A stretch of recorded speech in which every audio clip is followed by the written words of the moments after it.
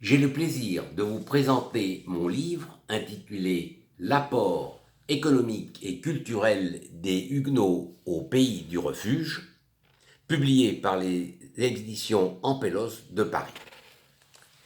Les Huguenots sont des protestants français persécutés par la monarchie française et par le clergé au XVIe et XVIIe siècle pour des motifs religieux.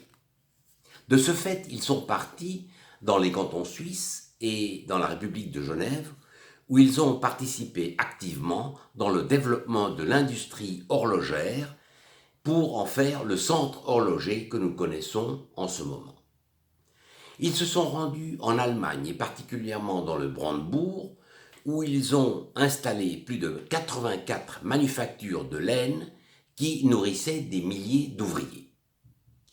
La Hollande, la Scandinavie et la Russie ont accueilli les Huguenots avec les bras ouverts.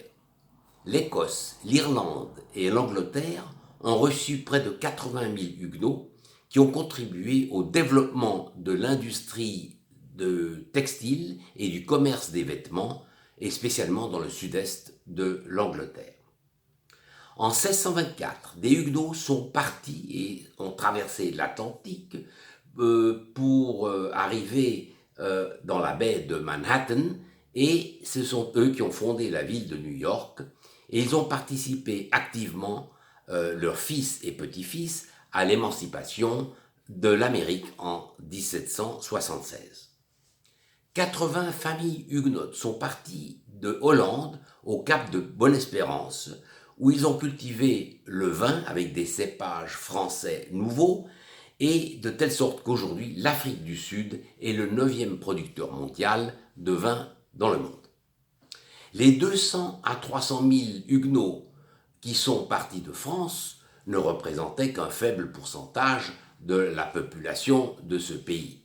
Mais ceux qui sont partis étaient des gens jeunes, c'était une main-d'œuvre qualifiée et des entrepreneurs et des banquiers qui emmenaient avec eux un savoir et des secrets de fabrication. Les conséquences économiques et sociales de la révocation de l'édit de Nantes de 1685, évidemment, ont été extrêmement défavorables pour la France et extrêmement favorables pour les pays d'accueil.